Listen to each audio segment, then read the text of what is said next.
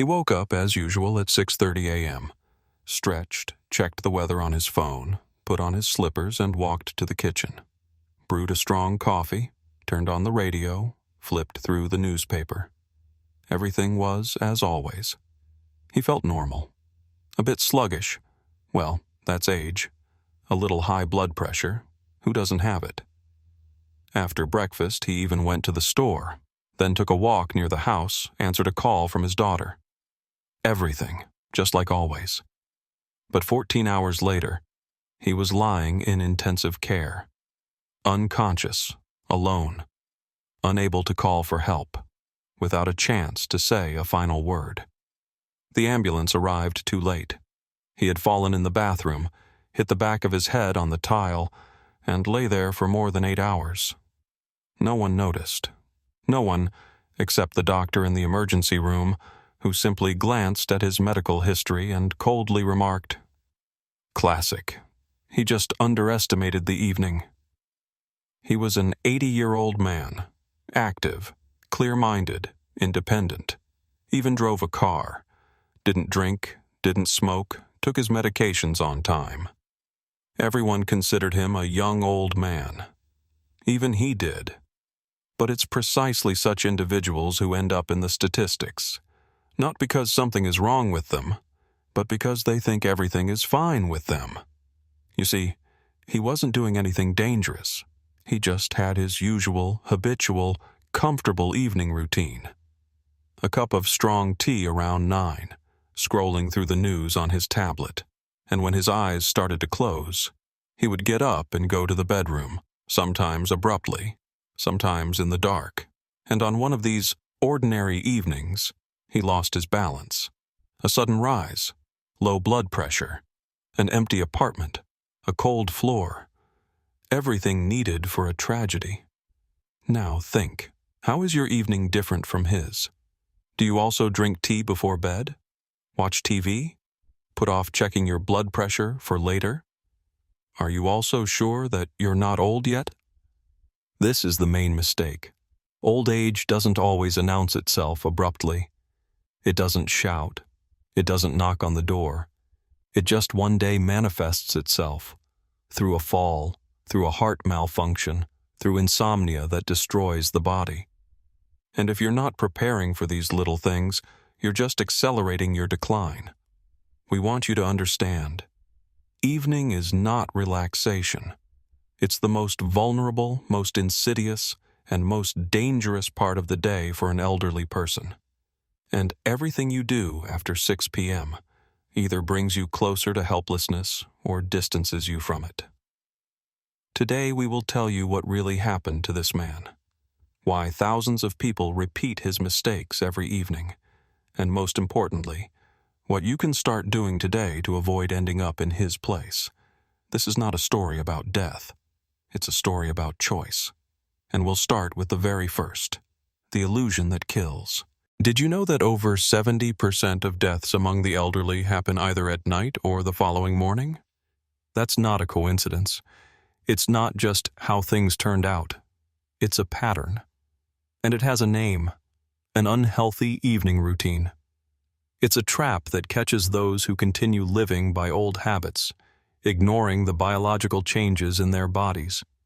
And that's exactly why aging often doesn't arrive suddenly. It creeps in quietly, in the evening, in silence. At the very moment you think the day is done and it's time to relax. The very man we talked about in Part 1 had started sleeping poorly in recent months, just like hundreds of thousands of others over the age of 70. He would fall asleep later and later, wake up tired, complain of weakness, but chalked it all up to age. What he didn't know was that insomnia in older age is not normal. It's a warning sign. It could be a result of declining melatonin levels, fluctuating blood pressure, or weakening heart function. And if you don't correct it, there will be consequences. That night, he went to bed like always, drank his tea, scrolled through the news, brushed his teeth, turned off the lights. But a couple of hours later, he woke up to use the bathroom. He got up too fast, It was dark. His heart rate slowed. The blood hadn't yet reached his brain. He lost balance. Hit his head. It all happened in less than 5 seconds. Then, silence. He lay there the entire night. Alone. He couldn't call for help. He couldn't move. In the morning, the neighbors smelled gas. The stove had been left on. He hadn't turned it off when he made tea. They called the police. The door was broken open. He was still alive, but semi-conscious. Too late. This wasn't a freak accident. It was a predictable result of ignoring basic safety rules. And if you're thinking, that could never happen to me, remember, he thought that too. To avoid ending up in the same statistics, you need to stop doing these 3 things, starting today. 1. Don't drink a lot of fluids in the evening. After age 70, your kidneys work more slowly. Excess fluids mean more bathroom trips during the night, and every time you get up is a fall risk, especially in the dark, especially if you get up too quickly, especially if you live alone. 2. Turn off all gadgets at least 1 hour before bed. Your phone, tablet, and TV all emit blue light, which suppresses melatonin production. Melatonin isn't just the sleep hormone. It regulates blood pressure, supports brain and heart function, and protects your blood vessels. Without it, your body can't properly recover, and without recovery, you grow weaker every day. 3. Never get up suddenly. Even if you feel fine, stay lying down. Breathe. Turn onto your side. Sit at the edge of the bed for 30 to 60 seconds. Only then stand up. Your blood pressure is not stable. One abrupt rise, and you could lose consciousness. You don't need to be a doctor to understand. Your evening routine is your chance to survive. That man didn't know these simple rules, and now he's one of thousands who just wanted a sip of water and never made it back to bed. But you do know. You've heard it. You understand. Now it's your choice. Be the exception, or one day not wake up at all. And remember, old age is not about what's written in your passport. Old age begins when you start ignoring your body's signals. Don't make that mistake. The next night might not give you a second chance. Do you still think falling is the worst thing that can happen at night? You're wrong. The real nightmare begins after the fall, when you can't get up, when you're lying on the floor, in the dark, in silence, and no one knows something has happened to you. First comes the cold. It slowly seeps into your body, especially if you're lying on a tiled floor. After 4 to 6 hours, your back begins to swell. Blood pools in the tissues. After 12 hours, the brain starts experiencing hypoxia. Brain cells begin to die from lack of oxygen. After 24 hours, muscle breakdown begins. Blood circulation is impaired, and even if you're rescued, you may never walk again. After 36 hours, irreversible damage hits your brain, heart, kidneys. You're still alive, but no longer truly living. No control over your body. No ability to speak, to think, to move. You won't die immediately, but you'll lose yourself forever. This is a story that shocked doctors across Florida.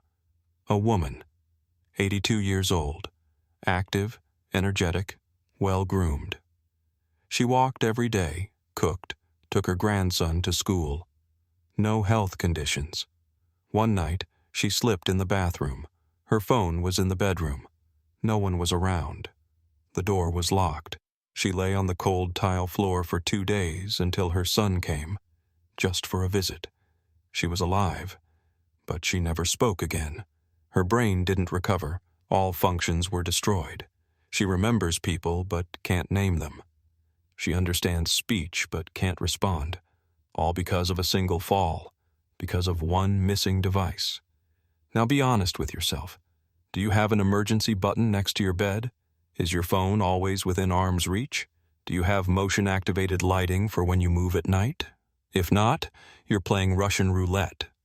Except instead of a bullet, it's aging.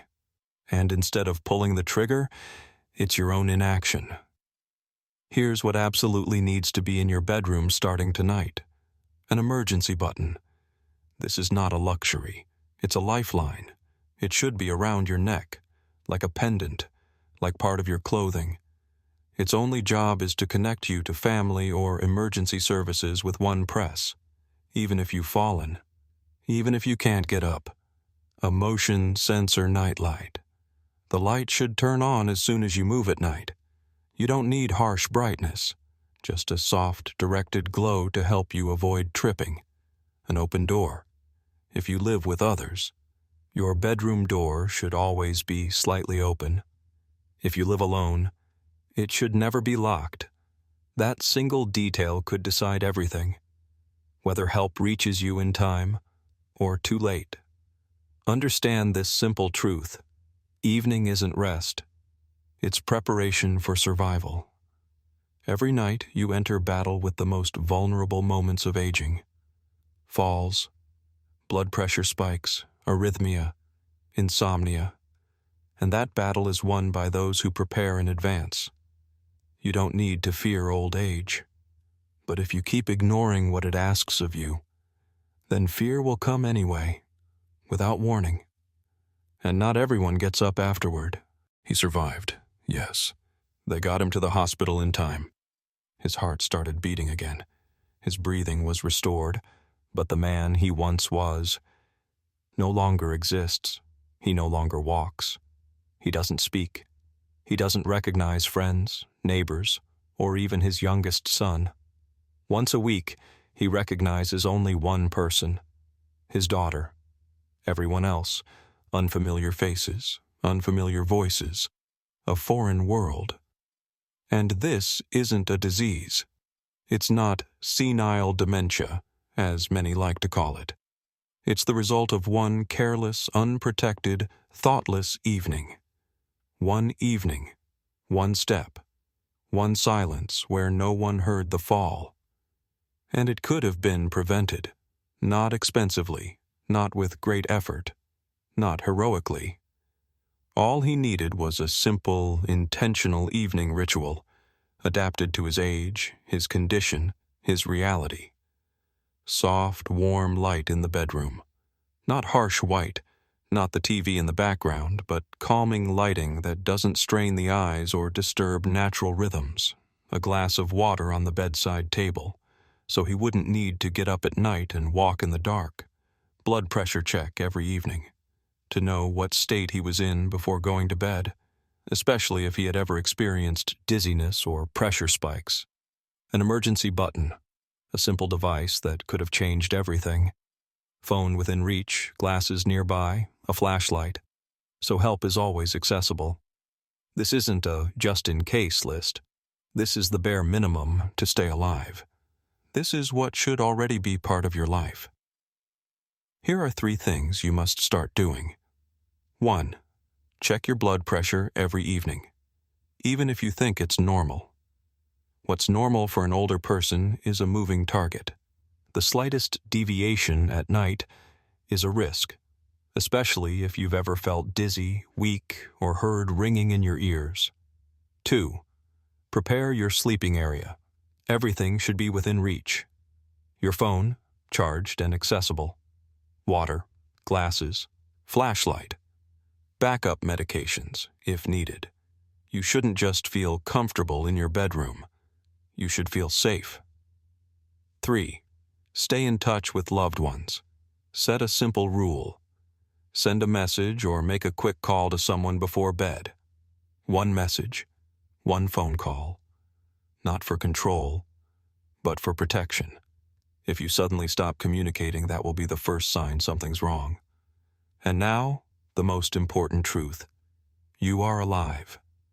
As long as you take action, as long as you make decisions, as long as you don't postpone your health for later. Because the moment you start living with a "we'll see tomorrow" mindset, tomorrow might never come. Not for you, and not for those who love you. Because every evening isn't just the end of a day. It's a decisive moment. where you make your biggest choice. Will it be just another night, or your last?